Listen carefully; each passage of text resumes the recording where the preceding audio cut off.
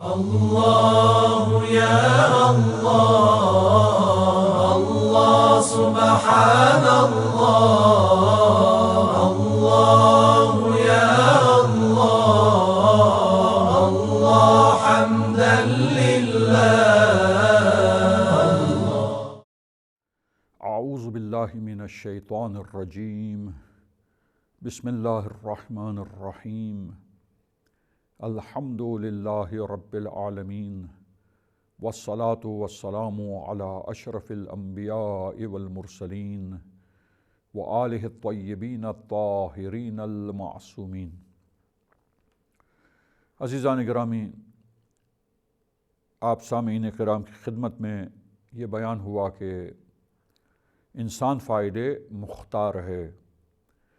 اور اس کی سب سے بڑی دلیل عزیزان گرامی تمام انسان اپنی فطرت کے لحاظ سے اور اپنے وجدان اور جو عقل اللہ نے عطا کی ہے، جب اس سے سوچتے ہیں تو فطرت بھی انسانوں کی یہ واضح سمجھ رہی ہوتی ہے، دیکھتی ہے اس حقیقت کو کہ انسان جو ہے وہ خود اعمال کا انجام دینے والا ہے، یہ اعمال اسی کی طرف منسوب ہیں. یہ کہنا کہ انسان کچھ نہیں کر رہا، یہ درست نہیں ہے عزیزان گرامی. اور یہ بڑی دلیل کہ دل و دماغ اور عقل انسان کے پاس جو ہے وہ یہی قضاوت کرتا ہے، فیصلہ کرتا ہے، واضح طور پر اس کو سمجھتا ہے، اور عقل یہی ادراک کرتی ہے، اور فطرت انسانوں کی جو ہے وہ یہی شناخت رکھتی ہے اس سلسلے میں. اور یہ جو بعض آیتیں ہیں کہ اللہ خالق کل شیء، در واقع ان کو الگ سے جب دیکھیں گے تو پھر وہی شبہ جو اشعری مسلک کے علماء کے لیے پیش آیا وہ انسانوں کے لیے پیش آ جائے گا. لیکن ہم نے دیگر جو آیتیں ہیں قرآن کی، جن میں سے 2 آیتیں اپنے سامعین کی خدمت میں مثال کے طور پر پیش کی، ان دونوں کو ملا کے نتیجہ واضح ہو جاتا ہے کہ توحید در خالقیت کے ساتھ انسان کے فاعل مختار ہونے کا نظریہ اور عقیدہ بالکل بھی متضاد نہیں ہے، ان میں کوئی آپس میں ان 2 عقیدوں میں ٹکراؤ نہیں ہے. کیونکہ انسان کے افعال انسان کے ہیں، لیکن کس طرح ہیں انسان کے؟ کیا استقلال کے ساتھ بغیر اللہ کی مشیت کے اور مشیت کے دائرے سے باہر مستقل اپنی طاقت سے کیا انسان انجام دے رہا ہے؟ نہیں، ایسا نہیں. بلکہ چونکہ اس کی آزمائش کی گئی ہے، اس کا امتحان لیا گیا ہے، لہٰذا وہ امتحان کا تقاضا ہی یہی ہے کہ اس کو یہ پاور اور یہ اختیار اور یہ کنٹرول اور یہ اتھارٹی دی جائے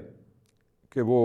اس طاقت اور قدرت سے ارادہ کرے اور ارادے کے بعد عمل کو انجام دے. لہٰذا یہ سب کچھ اللہ کی طرف سے اسے عطا کیا گیا. اب وہ برے اعمال کو انجام دے رہا ہے تو برے اعمال جو سرزد ہو رہے ہیں، اسی طرح اچھے اعمال جو سرزد ہو رہے ہیں، یہ سب اعمال جو مخلوق انسان ہے ایک اعتبار سے. کیونکہ اللہ نے انسانوں کو یہ پاور دیا اور اس پاور کے ذریعے یہ انجام میں آ رہے ہیں. تو ایک لحاظ سے یہ سارا نظام اللہ کا ہے اور مشیت الہی کے دائرے میں ہے. بس یہی کافی ہے کہ ہم کہیں کہ یہ سب کچھ مخلوق الہی ہے، اس معنی میں کہ اللہ کے نظام کا حصہ ہے اور اللہ کے نظام میں ہے اور اللہ کی مشیت کے دائرے میں ہے. آزمائش کا تقاضا یہی ہے کہ اس طریقے سے ہوتا، اور یہ آزمائش جب اسی طریقے سے ہے تو اللہ کی دی ہوئی طاقت جو مشیت پروردگار یہ ہے کہ امتحان لیا جائے، تو اس طاقت سے انسان کام کو کر رہا ہے، اس طاقت کے ذریعے، قدرت کے ذریعے اور اس صلاحیت کے ذریعے جو اللہ کی طرف سے دی گئی ہے. ارادہ کرنے والا ہے انسان، اور ارادہ کرتا ہے کسی نیک چیز کا یا بری چیز کا، نیک کام کا یا برے کام کا، اور پھر اللہ کی عطا کردہ قدرت سے اس کو انجام دیتا ہے. اور اسی وجہ سے قرآن کی کچھ اور آیتیں دیکھیے ہم آپ کی خدمت میں آج کے اس پروگرام میں پیش کرتے ہیں کہ کبھی ایک کام اللہ تعالیٰ کہتا ہے کہ میں نے انجام دیا ہے، اور کبھی اللہ تعالیٰ کہتا ہے کہ یہ کام کسی اور کی طرف منسوب کر کے کہتا ہے کہ کوئی اور اس کام کو انجام دیتا ہے. دیکھیے مثال کے طور پر ہم آپ کی خدمت میں مثال اور نمونے پیش کرتے ہیں کہ سورہ مبارک زمر میں ارشاد ہے پروردگار عالم کا،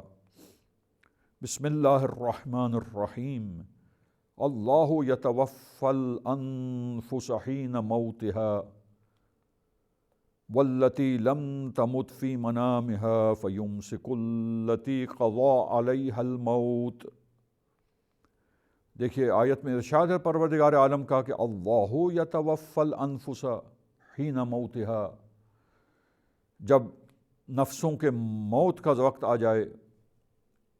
جب انفس کے موت اور اختتام کا زمانہ آ جائے، تو اس وقت، اس اجل کے وقت پر اللہ یتوفی الانفس، اللہ ہے جو نفسوں کو اور روحوں کو قبض کر لیتا ہے،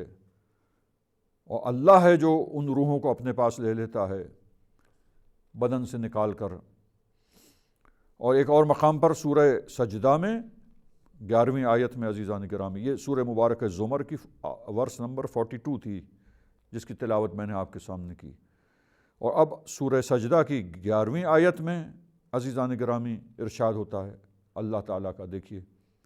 بسم اللہ الرحمن الرحیم،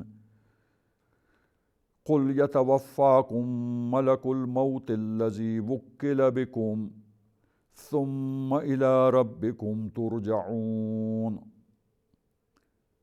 کہہ دیجئے کہ اللہ تعالیٰ کی طرف سے، اب آپ دیکھیے اس آیت میں ہے یتوفاکم، اے حبیب کہہ دیجئے تم لوگوں کی روحوں کو قبض کر لے گا کون؟ ملک الموت۔ یتوفاکم ملک الموت، یہاں روحوں کے قبض کرنے کے کام کو کس کی طرف اللہ نے نسبت دی ہے؟ ملک الموت کی طرف، کہ جو موت کا فرشتہ ہے جناب اسرائیل، تو وہ روحوں کو قبض کرے گا۔ یہ تمام مسلمانوں کا عقیدہ ہے کہ ملک الموت روحوں کو قبض کر لیتا ہے، اور روایات سے یہ چیزیں بالکل روشن ہیں، اور یہ قرآن کی آیت ہے، تو اس سے کسی کو انکار نہیں ہے۔ تو اب یہ ملک الموت قبض کر لیتا ہے روحوں کو، اور وہ جان کو نکال لیتا ہے اور اللہ کے پاس لے جاتا ہے۔ اور وہاں پچھلی آیت میں سورہ زمر کی آیت میں کیا بیان ہوا؟ اللہ یتوفی الانفس حین موتها، کہ اللہ روحوں کو قبض کرتا ہے۔ تو عزیزان گرامی یہ قرآن مجید ہے، دیکھیے قرآن مجید ہے، اور یہیں سے اب دونوں آیتوں کو ملا کر بات سمجھ میں آتی ہے کہ اگر ملک الموت کو یہ کام سپرد کیا ہے اللہ تعالیٰ نے کہ تم یہ انجام دو، اور طاقت دی ہے اس کام کو انجام دینے کی، لہٰذا وہ اللہ کی دی ہوئی طاقت سے اس کام کو انجام دیتا ہے۔ ہاں یہ کہنا کہ مستقل کوئی طاقت نہیں ہے اللہ سے ہٹ کر ملک الموت کی، کہ وہ اپنی استقلال کے ساتھ اور مستقل بنیاد پر، مستقل اپنی طاقت کے ساتھ وہ روحوں کو قبض کرے، نہیں، اللہ نے اسے یہ طاقت دی، یہ قدرت اور صلاحیت دی کہ وہ روحوں کو قبض کرے، اور مامور کیا اسے اس کام پر کہ تم یہ کرو۔ لہٰذا ملک الموت جب روحوں کو قبض کرتا ہے تو وہ اللہ کی دی ہوئی طاقت سے کرتا ہے، لہٰذا اصل طاقت اللہ کی ہے، اور جو ملک الموت کو دی گئی ہے اور اس طاقت سے وہ یہ کام کر رہا ہے، پس بالآخر یہ واسطے کے ساتھ منسوب ہے اللہ تعالیٰ ہی کی طرف، کہ یہ اللہ کا نظام ہے، اور اس اللہ کے نظام میں اللہ نے یوں نظام قائم کیا کہ ملک الموت روحوں کو قبض کرے، تو کہا جائے گا کہ یہ روحوں کو اللہ تعالیٰ قبض کر رہا ہے، کیونکہ طاقت سب اسی کی ہے۔ لا حول ولا قوت الا باللہ، کوئی طاقت اور قوت نہیں ہے مگر پروردگار عالم کی، اور اگر کسی کے پاس ہے کوئی طاقت اور اس طاقت سے وہ کاموں کو انجام دے رہا ہے تو یہ اللہ تعالیٰ کی دی ہوئی عطا کردہ طاقتیں ہیں۔ بس یہ طاقتیں جو ہمارے پاس ہے یہ اذن پروردگار سے ہے، مشیت پروردگار اور مرضی پروردگار سے ہے۔ ملک الموت کی طاقت روحوں کو قبض کرنے کی، وہ روحوں کو قبض کر رہا ہے، لیکن ایک آیت کہتی ہے کہ روحوں کو موت کے وقت اللہ قبض کرتا ہے، کر ملک الموت رہا ہے لیکن کہا گیا کہ اللہ قبض کرتا ہے۔ دوسری آیت میں کہا گیا ملک الموت قبض کر رہا ہے، تاکہ ہم انسان یہ سمجھ جائیں کہ تمام طاقتیں اللہ تعالیٰ کی ہیں، تمام قدرت اور قوت اس پروردگار عالم کی ہے حقیقتاً اور واقعاً، اور اللہ نے اگر دی ہے اپنی مخلوق کو، کسی بھی مخلوق کو قدرت و طاقت، کہ جس قدرت و طاقت سے وہ عمل کرتا ہے، تو وہ اللہ کی دی ہوئی طاقت سے عمل انجام پاتا ہے۔ لہٰذا یہ عمل، یہ طاقت، اور جو وہ طاقت جس کو دی گئی، جس کو وہ استعمال کر کے انجام دے رہا، یہ سب کچھ مشیت پروردگار کے دائرے میں ہے۔ لہٰذا اللہ کا نظام ہے، اللہ کی مشیت کے دائرے میں ہے۔ لہٰذا مخلوق خدا اس اعتبار سے مخلوق خدا سب کچھ ہے، لہٰذا مخلوق کے دائرے سے کوئی چیز باہر نہیں نکل رہی، لیکن اس اعتبار سے کہ اللہ کی دی ہوئی طاقت سے انجام دے رہا ہے، ہمیں نظر آ رہا ہے اور ہمیں یقین ہے اس چیز کا، لہٰذا ہم دیکھتے ہیں کہ یہ چیز جو انجام پا رہی ہے ملک الموت کے ذریعے، یہ ملک الموت انجام دے رہا ہے۔ بس یہ کہہ دینا کہ ملک الموت روحوں کو قبض کرتا ہے، شرک نہیں ہوگا۔ جی ہاں، توحید در خالقیت کے عقیدے کے ساتھ کب ٹکراؤ ہوگا کہ معاذ اللہ یہ کہا جائے کہ اللہ سے ہٹ کر مستقل طور پر ملک الموت اپنی اس کی قدرت اور طاقت ہے معاذ اللہ، اور وہ اپنی مستقل قدرت سے اللہ سے ہٹ کر خود ہی اپنی طاقت سے روحوں کو قبض کر رہا ہے۔ یہ توحید در خالقیت کے عقیدے کے ساتھ منافات رکھتی ہے، یہ بات ٹکراؤ رکھتی ہے، ٹکراتی ہے۔ لیکن یہ کہ ملک الموت قبض کر رہا ہے روحوں کو، اور عقیدہ یہ ہے کہ یہ سب کچھ جو وہ کر رہا ہے، یہ طاقت وہ خود اللہ کی مخلوق ہے، اس کی وہ طاقت جس سے وہ قبض کر رہا ہے انسانوں کی روحوں کو، اور وہ عمل جو انجام دے رہا ہے یہ سب اللہ کی دی ہوئی طاقت سے ہے، لہٰذا مشیت پروردگار کے دائرے میں ہے، اور اذن خدا سے ایسا ہو رہا ہے، سب کچھ اللہ کی دی ہوئی طاقت سے ہے۔ تو اس اعتبار سے سب کچھ مخلوقیت خدا کے دائرے میں ہے، یہ کہنا یہ ٹھیک ہے، اور اس اعتبار سے کہ یہ اس کا اپنا عمل ہے، اللہ کی دی ہوئی طاقت سے کر رہا ہے، یہ بھی ٹھیک ہے۔ لہٰذا یہ کہہ دینا شرک نہیں ہے۔ ہاں، یہ عقیدہ معاذ اللہ رکھنا کہ اللہ سے ہٹ کر مستقل طور پر کوئی طاقت ہے، الیاذ باللہ، پناہ میں رکھے خدا، اگر یہ عقیدہ کوئی رکھے تو یہ شرک ہے، یہ توحید در خالقیت کے ساتھ ٹکراؤ رکھے گا۔ اسی طرح عزیزان گرامی، ایک مثال میں آپ کی خدمت میں اور دوں، اور ہم آج کے اس پروگرام کو اختتام کی منزل میں لے جائیں۔ اب آپ دیکھیے کہ آیت الہی ہے کہ خداوند عالم کا ارشاد ہے سورہ مبارکہ نمل میں، آیت 60 میں ارشاد ہوتا ہے پروردگار عالم کا، بسم اللہ الرحمن الرحیم، وَأَنزَلَ لَكُم مِّنَ السَّمَاءِ مَاءً فَأَنبَتْنَا بِهِ حَدَائِقَ ذَاتَ بَهْجَةٍ وَأَنزَلَ لَكُم مِّنَ السَّمَاءِ مَاءً فَأَنبَتْنَا بِهِ حَدَائِقَ ذَاتَ بَهْجَةٍ مَا كَانَ لَكُمْ أَن تُنبِتُوا شَجَرَهَا أَإِلَٰهٌ مَّعَ اللَّهِ بل ہم قوم یعدلون۔ بس اللہ تعالیٰ نے تمہارے لیے آسمان سے پانی کو نازل کیا، پانی کو برسایا، بارش برسائی، فَأَنبَتْنَا بِهِ حَدَائِقَ ذَاتَ بَهْجَةٍ، اور پھر اللہ نے اس کے ذریعے باغوں کو اور سرسبز باغات جو ہیں ان کو پیدا کیا اور ان کو وجود دیا اور اگایا۔ ما کان لکم ان تنبتوا شجرہا، تم باغوں کے ان درختوں کو اگانے والے نہیں ہو، تم نے ان کو نہیں اگایا ہے، اللہ تعالیٰ جو ہے وہ ان کو اگانے والا ہے۔ اِلٰہٌ مع اللہ، تو کیا خدا کے ساتھ کوئی اور بھی اللہ ہے؟ معاذ اللہ، نہیں، ہرگز نہیں۔ بل ہم قوم یعدلون، تو یہ مشرکین صحیح راستے سے منحرف ہیں، بھٹک گئے ہیں۔ اور اب آپ دیکھیے ایک اور آیت کریمہ میں، سورہ توبہ میں ارشاد رب العزت ہے، غور کیجیے گا عزیزان گرامی، مثل الذین ينفقون اموالهم فی سبیل اللہ کمثل حبۃ انبتت سبع سنابل فی کل سنبلۃ مئۃ حبۃ واللہ یضاعف لمن یشاء واللہ واسع علیم۔ ان لوگوں کی مثال جو اپنے اموال کو اللہ کی سبیل میں، اللہ کے راستے میں خرچ کرتے ہیں اور انفاق کرتے ہیں، اس دانے کے جیسی ہے، اس بیج جیسی ہے کہ جب زمین میں بویا جاتا ہے، انبتت سبع سنابل، تو وہ 7 بالیاں اور 7 ڈالیاں اگا دیتا ہے۔ انبتت یعنی وہ بیج اگاتا ہے 60 ڈالیوں کو، تو یہ 60 ڈالیاں جو اگ رہی ہیں، 60 بالیں جو اگ رہی ہیں دانے سے، بیج سے بیج اگاتا ہے، خدا کہہ رہا ہے۔ پہلی آیت ملاحظہ فرمائی آپ نے،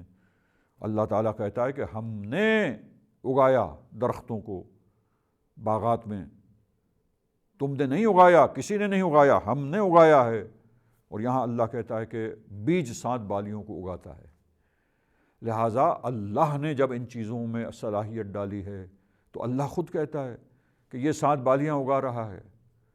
اور ایک جگہ کہتا ہے کہ کوئی چیز کچھ نہیں اگا سکتی ہے، سب کچھ اللہ اگاتا ہے، سب کچھ اللہ پیدا کرتا ہے۔ لہٰذا اللہ ہمیں سمجھاتا ہے۔ دیکھیے جب ملائیں ان دونوں آیتوں کو تو یہ بات واضح روشن ہو جاتی ہے کہ اس اعتبار سے کہ لا حول ولا قوت الا باللہ، سب طاقت اللہ کی طرف سے ہے، اللہ کی ہے، وہ طاقت اور صاحب قدرت ہے، اور سب طاقتیں اس کی ہے۔ پس وہ قدرت والا پروردگار طاقتیں عطا کرتا ہے، صلاحیتیں عطا کرتا ہے۔ پس جو مخلوق کے پاس ہم دیکھیں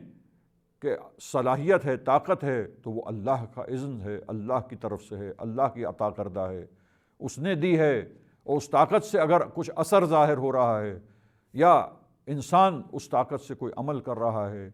تو وہ اس کا اپنا عمل ہے، اس کی طرف منسوب کر سکتے ہیں اس اعتبار سے کہ اب اللہ نے اسے اثر دیا اور وہ اثر اس سے ظاہر ہو رہا ہے، اللہ نے لیاقت اور قدرت اور طاقت دی، اس طاقت سے انسان عمل کر رہا ہے۔ یوں کہہ سکتے ہیں کہ یہ عمل انسان کا ہے،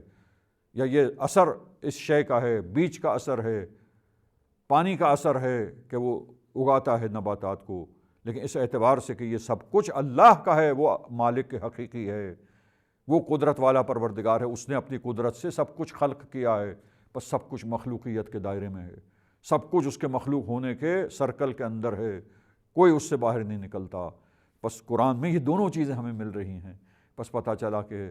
اثر جب اللہ نے طاقت دے دی، یوں اس اعتبار سے ہم کہتے ہیں کہ اللہ کی دی ہوئی طاقت سے انسان اب اختیار سے جو اللہ نے دیا اور آزمایا ہے، انسان اچھے عمل کرنے والا ہے، برے عمل کرنے والا ہے، لیکن سب کچھ مشیت الہی کے دائرے میں ہے۔ لہٰذا اس اللہ کی مشیت سے سب کچھ یہ نظام کے تحت انجام پا رہا ہے۔ ان دونوں باتوں میں کوئی ٹکراؤ عزیزان گرامی نہیں ہے۔ قرآن کی یہ آیتیں اور یہ مثالیں اس بات کو بہتر طریقے سے واضح اور روشن کرنے کے لیے آپ سامعین کرام کی خدمت میں بیان کی گئی ہیں، اور میں امید کرتا ہوں کہ یہ مطلب انشاءاللہ ہمارے لیے بہت واضح اور روشن ہو گیا ہوگا قرآن مجید سے۔ اور اس سلسلے میں اشعری مسلک علماء کا جو عقیدہ اور جو شبہ تھا، اس شبہ کا حل بھی اور آنسر بھی، مطمئن جواب جو ہے، اطمینان دینے والا اور مطمئن کرنے والا جواب بھی قرآنی آیتوں سے ہمارے سامنے واضح ہو گیا۔ وصلی اللہ علی محمد واہل بیتہ الطاہرین۔ اغفر لنا ذنوبنا وارفع البلايا، اغفر لنا ذنوبنا وارفع البلايا۔